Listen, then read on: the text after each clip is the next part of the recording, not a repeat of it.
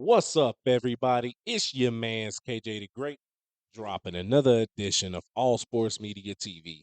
But first, I want to say, I hope and pray everything is great your way. Now we about to talk about it and get into it. It has been announced, or leaked, as we should say, that three division world champion, the current WBA lightweight world champion, who was the regular world champion until he was recently elevated to full champion status. That being Gervonta Tank Davis. He is 29 wins, no losses, no draw, with 27 wins by way of knockout. He will be taking on Frank the Ghost Martin, who is 18 wins, no losses, no draw, 12 wins by way of knockout. Let's get into this a little bit. So Frank Martin, he's trained by the 2022 Trainer of the Year, Derrick James, two-time Trainer of the Year. And we all know Derrick James, he's got a loaded stable. You know, he's got Earl Spence, Jermell Charlo, now Ryan Garcia. He did have Anthony Joshua in his camp. And, of course, Frank Martin. Um, he had a rough year last year, you know, with the loss of um, Anthony Joshua leaving Derrick James. He went back to his country and is with Ben Davis, and then Earl Spence took a L. Jermell Charlo took a L. So it's been a rough go, but he bounced back in a good way with Ryan Garcia getting his first win under his belt, under his tutelage. Now with Frank Martin, a lot of people were saying that him and Derrick James were having some issues or falling outs because of his last fight. I'm gonna try to say the guy's name, Haru, uh, against Haruch Yan. I don't know how to say that. I messed that up. I know. Sorry, but in that fight, Frank Martin, he did drop that guy in the 12th round, or he took a knee. Um, but he was having trouble cutting the ring off. He wasn't fully doing what Derrick James was asking him to do in the corner. So it was kind of one of those things. Does the trainer not have the ear of the boxer? Now, before that, he had a really good showing against Michelle Ali Rivera, where he dropped him in the 7th round, got a unanimous decision in that fight. Um, in that fight, he put on a really good display of his skills. He's a southpaw. He's twitchy. He can get in and out, seemingly at times without even being touched, and that is big. Um, plus to have in this lightweight division. Now we know there was at one point talks of Frank Martin facing off against the former prospect of the year, Keyshawn, the businessman Davis, but you know you can see them meeting up from time to time, or just running, not meeting up, but crossing hairs and crossing paths, and you know having words a little bit back and forth. And uh, Keyshawn Davis, he called out Frank Martin a few times, but where they're at right now is totally different. Keyshawn Davis, he still needs to a few more fights to get on that trajectory and get on that path that he's on, so they can fight at some point. But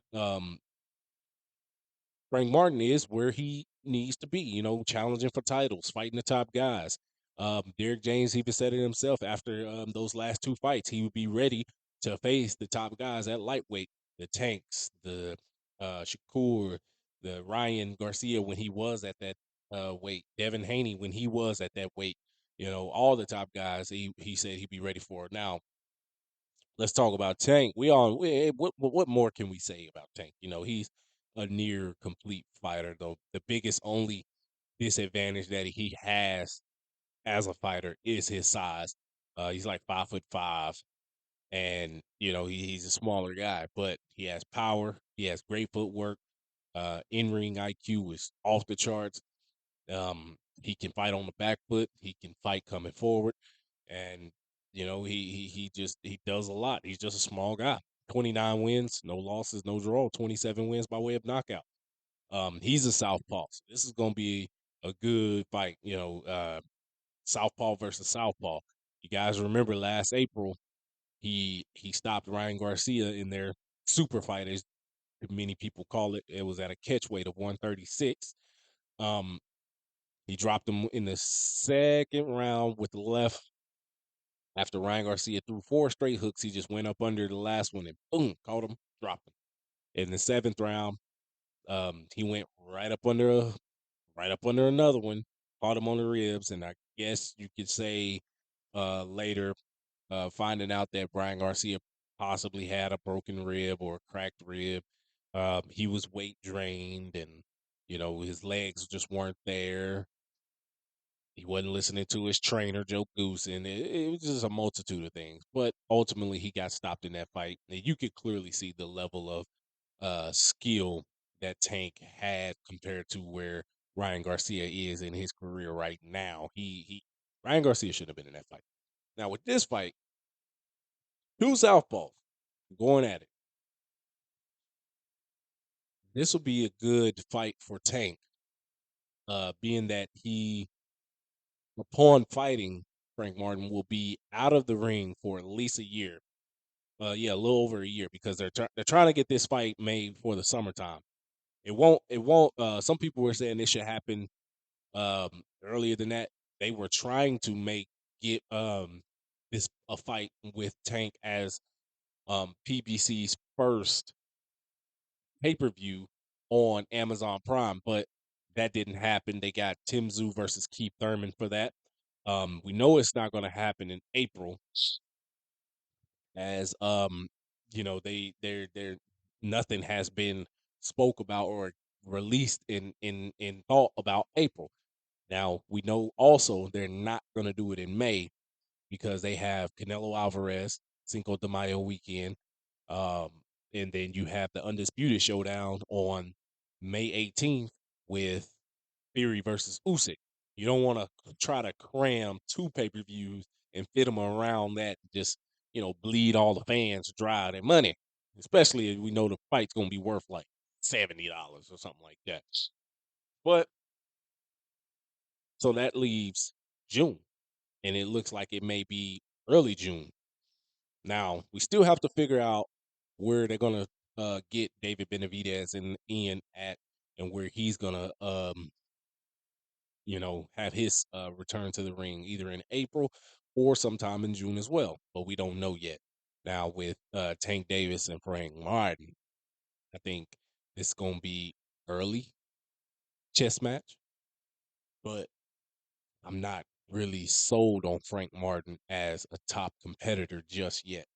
I don't know, especially like I said after that last fight, if he's gonna be fully vested in, um, when things get tough, when Derek James is telling him to do certain things, is he gonna be fully vested in doing what he's asked of, and letting his athletic ability take over?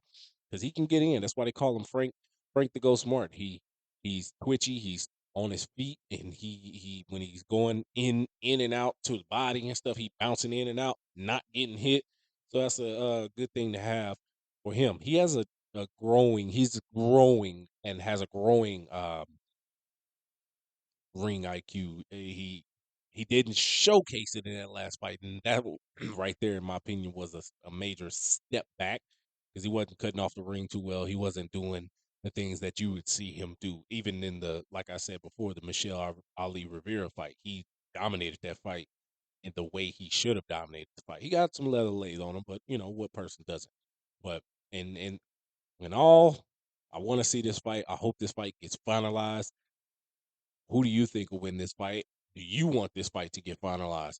Mind you, this is a good test for Tank coming off of all that he had going, and he'll be in the ring, and he should fight at least one more time this year. And then we'll hope to see a top competitor in there with Tank. Let me know what you guys think down in the comments. Thank you for tuning in. Peace.